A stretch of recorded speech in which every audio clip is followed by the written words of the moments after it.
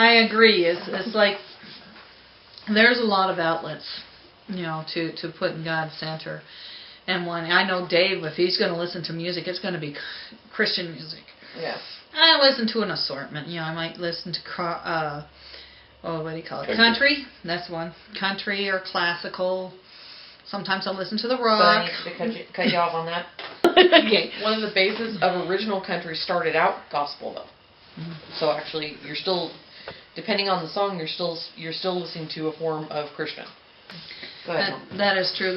I guess that's the reason why I like to listen to a lot of the country music, because usually there is some sort of Christian base, yep, or faith-based music in there, or words, or whatever you want to call it. But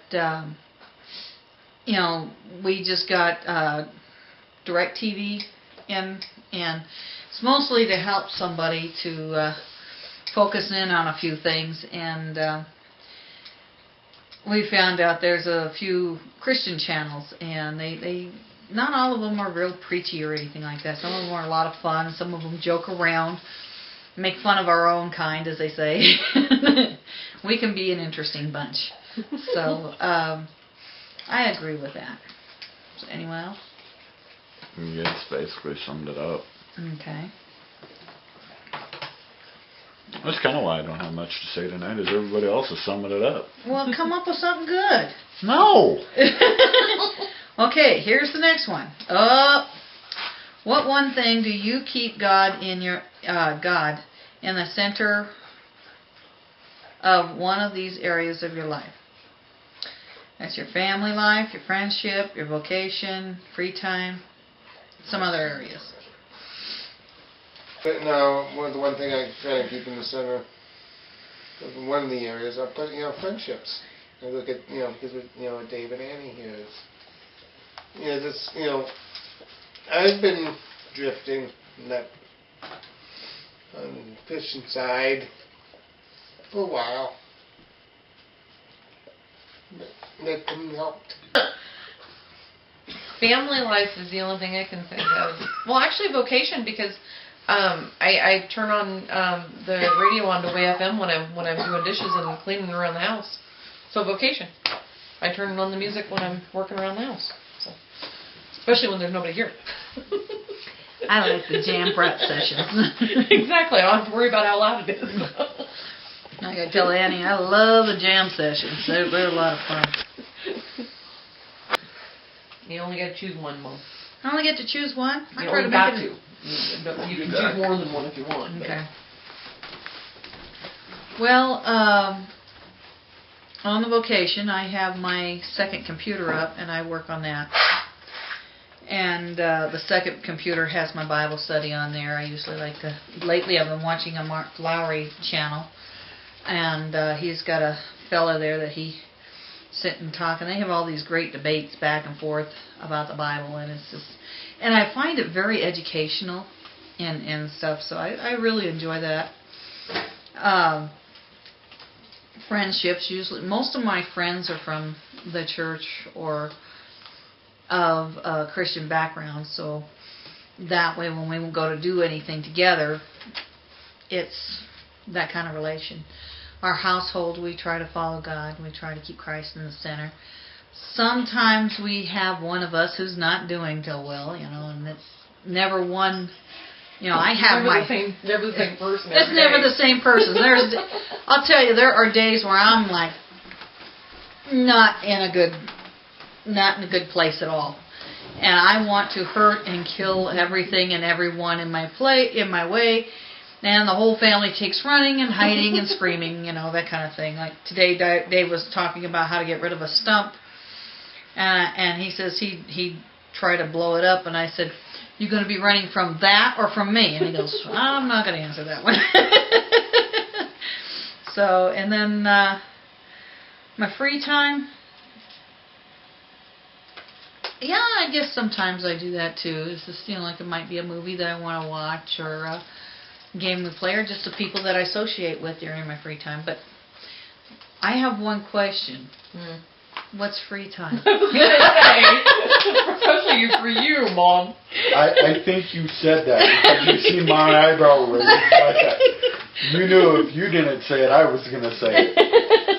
Because it's like you have your days planned out to the second, and it's like then you get frustrated when they don't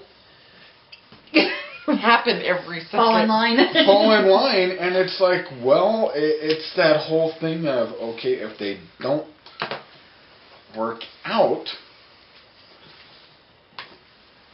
move it to the next day.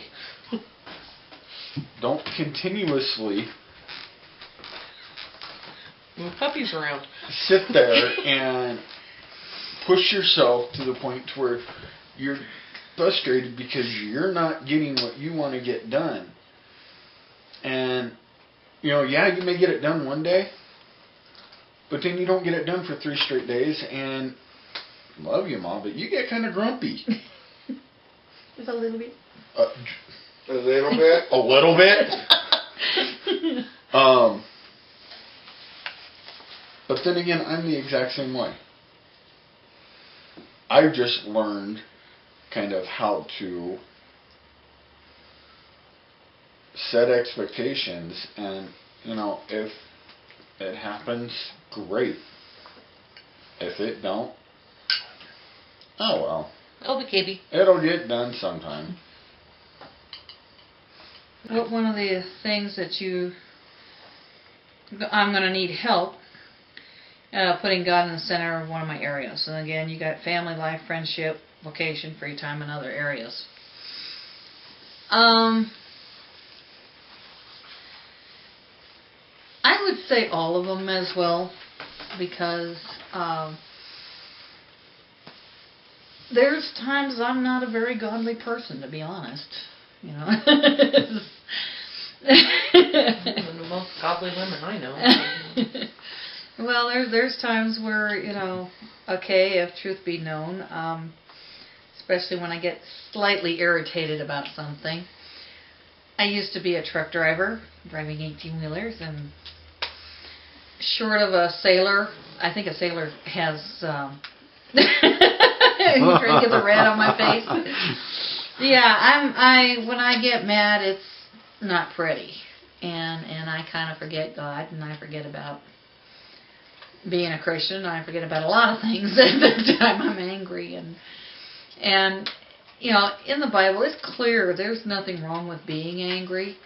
It's how you get angry, what you do while you're angry.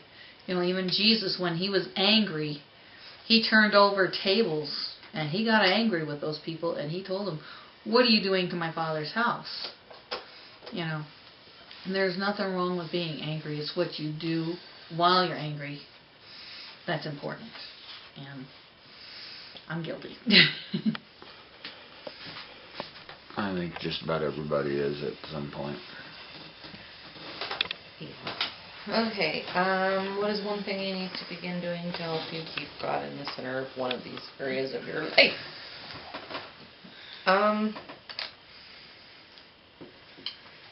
My free time, I definitely need to do more than just reading a psalm a day.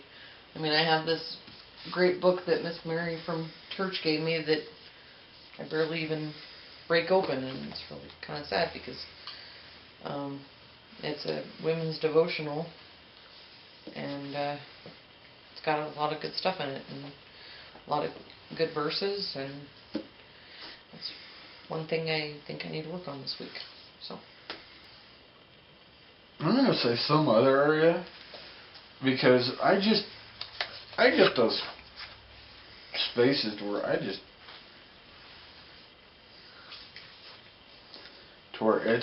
it's like, you know, I've got too much crap on my plate. God knows how I feel about them. So, you know, instead of sitting down and jamming the music for an hour, I might try and get 4 other things done. Or, you know, just, like I said, just when I basically just don't give a darn. Like the song says, sometimes your give a darn's busted.